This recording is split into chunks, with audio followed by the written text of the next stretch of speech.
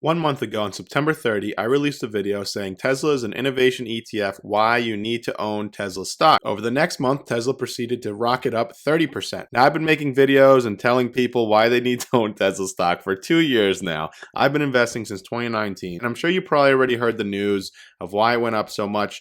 Hertz put in an order for 100,000 Tesla Model 3 cars. Not 10, not 1,000, 100,000. So that sent the stock price up quite a bit. And here were my gains from yesterday on Tesla stock. I was up over $63,000 in one day. That is the annual salary of my old job. I would have to work an entire year to make that much money. Tesla just made it for me in one day. Absolutely unbelievable. I didn't even see this coming.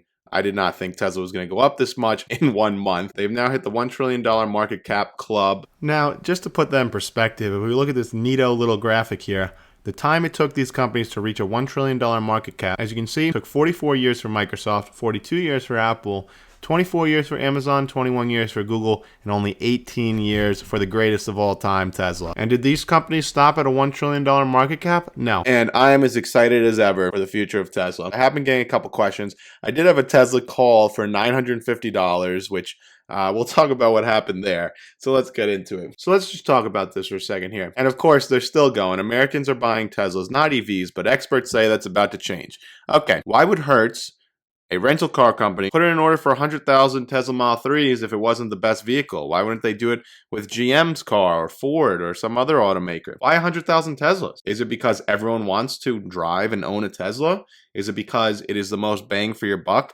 on a price and performance parity? Why would Hertz go with Tesla if so much competition is coming? I've been waiting for this competition for years. In that last video, I had touched on, Tesla's overvalued. So Chamath Palihapitiya sold all his shares. There was so much fear, uncertainty, and doubt being spread about this company as usual.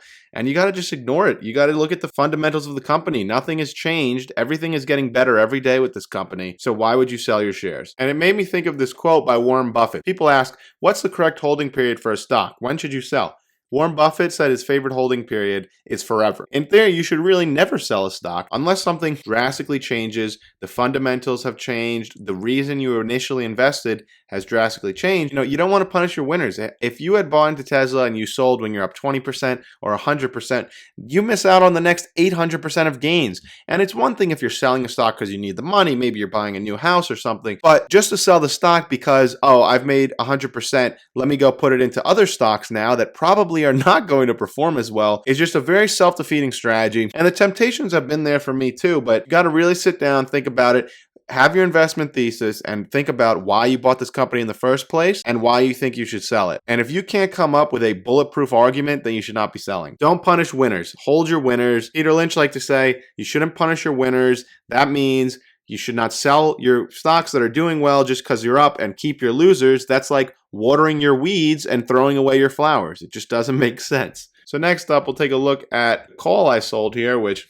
did not turn out too well. So I had a Tesla call open with a $950 strike price that I had sold on October 4th when Tesla stock on October 4th was sitting at around $780. So I had sold this call. I think I got maybe $400 or $500 in premium. And Tesla, obviously with the Hertz deal, proceeded to go up $120 a share in one day. And Tesla is up 30% in the past month, as we can see here. So I knew the future was bright for Tesla, but I didn't know it was going up 30% over the next month. So this call did not pan out. I ended up having to close it out yesterday for $8,900, which, that sucks, but can't really complain. Still with the $63,000 gain, we're talking net $53,000. I'm still up. But this just goes to show you do need to be very careful with options, especially call option. This made me wonder, because at least when you're selling puts, let's just use a company like Virgin Galactic as an example here. If I sold a $20 put on Virgin Galactic, the most money I know that I'm ever going to have to pay would be $2,000 because each contract's 100 shares, 20 times 100. Whereas when you sell a call, let's say if I sold a call on Virgin Galactic for $25, stock goes up to $50 out of nowhere. All of a sudden, you are deeply in the red. And that's what happened to me here with this Tesla call. So moving forward, I learned my lesson now. I'm not selling any Tesla calls anywhere near the stock price. I mean, Tesla's at $1,000 right now, and I just sold a call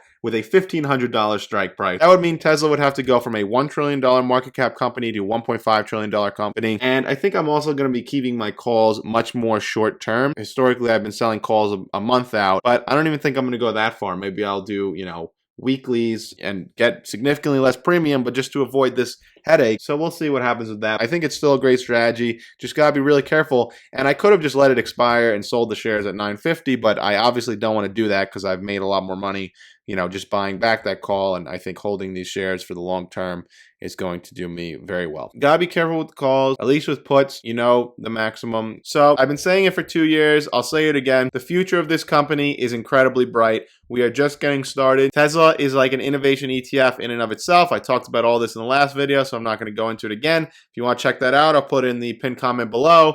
But with Tesla, not only are you getting the best electric vehicles on the market, but you're getting an AI company, a 3D printing company, a robotics company, and so much more. This company is the future. They're going to be the biggest company in the world. It's just a matter of time. So if you enjoyed this video today, please don't forget to like, subscribe, drop me a comment below, and let me know if you have any questions. This is Vinny from the Investment Club, and I'll see you next time.